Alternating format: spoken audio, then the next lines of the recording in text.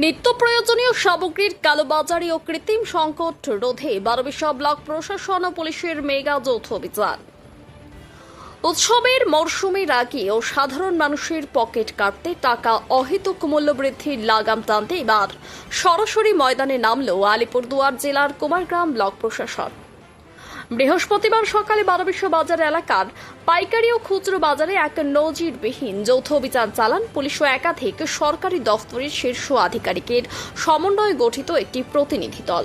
মূলত শাকসবজি, ভোজ্য তেল, ডাল ও চালের মতো নিত্য প্রয়োজনীয় রেশনের বাইরের সামগ্রীর বাজারে কৃত্রিম সংকট তৈরি করে অতিরিক্ত মুনাফা লোটার অভিযোগ উঠেছিল বেশ কিছুদিন ধরেই।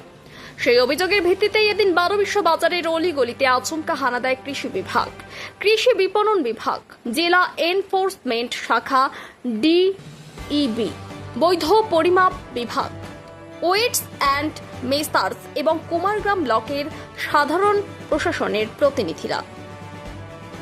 অভিযানের সময় আধিকারিকরা বিভিন্ন নামী বেনামী গোদাউন ও দোকানে ঢুকে সামগ্রীর বর্তমান মজুত তালিকা এবং ক্রয় বিক্রয়ের রসিদ পুঙ্খানুপুঙ্খভাবে মেলান। স্কেল ও ওজনের বাটখারা সঠিকভাবে যাচাই করার পাশাপাশি চাল ডালের নির্ধারিত মূল্য তালিকা দোকানে দৃশ্যমান জায়গায় টাঙ্গানো রয়েছে কিনা তা সরজমিনে পরীক্ষা করা হয়। প্রশাসন স্পষ্ট জানিয়ে দেয়, সংকট তৈরি করে পণ্য বেআইনিভাবে গোদামজাত করা কিংবা ধার্য মূল্যের চেয়ে 1 টাকাও বেশি নেওয়া হলে সম্পর্কিত ব্যবসায়ীর লাইসেন্স বাতিল সহ কঠোর আইনি পদক্ষেপ নেওয়া হবে। প্রশাসনের এমন ঝটিকা অভিযানে অসাধু ব্যবসায়ীদের মধ্যে তীব্র আতঙ্কের সৃষ্টি হলেও স্বচ্ছতার এই পদক্ষেপকে সাধুবাদ জানিয়ে স্বস্তির নিঃশ্বাস ফেলেছেন 12 সাধারণ ক্রেতারা। নিত্যপণ্যের বাজারে স্বচ্ছতা বজায় রাখতে এবং সাধারণ মানুষের পকেট সুরক্ষিত করতে প্রশাসনের এই সক্রিয় ভূমিকার আমরা প্রশংসা করি। একই সাথে ক্রেতা সাধারণকেও আমরা সচেতন হওয়ার আহ্বান জানাই। যে কোনো দোকানে নির্ধারিত দামের চেয়ে বেশি চাইলে বা ওজনে কারচুপি নজরে এলে সাথে সাথে স্থানীয় ব্লক প্রশাসনকে জানান। Bureau report, UB live news, খবর যখন আমরা তখন।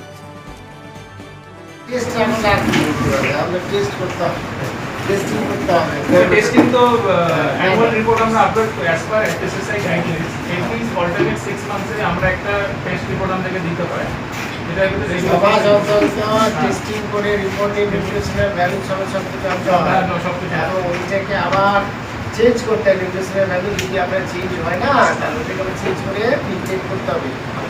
মানে ধরুন আমি আজকে আপনার ব্লাড টেস্ট করলাম, আজকে তাহলে সুগার বললো 110, এটা আমি চালাবো ম্যাক্সিমাম 6 মাস। 6 মাস পরে আমার সুগারটা কি একই থাকবে? দিন পরে চেঞ্জ হবে সুগার, মানে জাস্ট এক্সাম্পল না, তাহলে 6 মাস পর আবার এটাকে চেঞ্জ করতে হবে।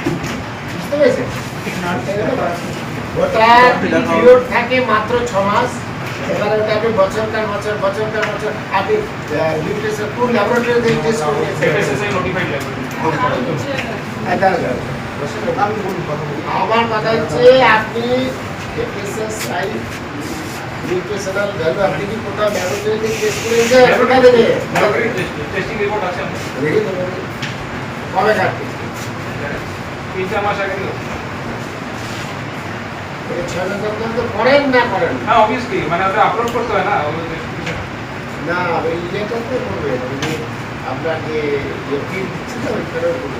আচ্ছা, প্রিন্ট আউট করতে না ফিড আমাদের আছে, ডেটটা আছে হলো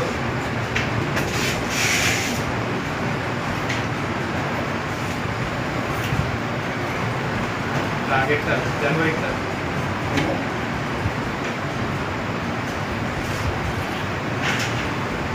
লাস্ট জানুয়ারি মাসে। এটা কি মাস? এটা এটা ইমিডিয়েট করে দেন। না আমার মানে এমনি তো পাঠানো হয়।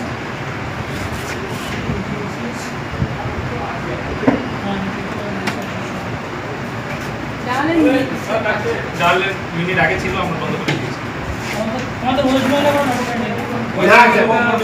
ফাসায়ের কাছে অনেকবার আমরা গিয়েছি কি আমাদের ফুড টেস্টিং ল্যাবের কিছু করার জন্য। কলকাতায় আছে, আমি বলে কলকাতায় আছে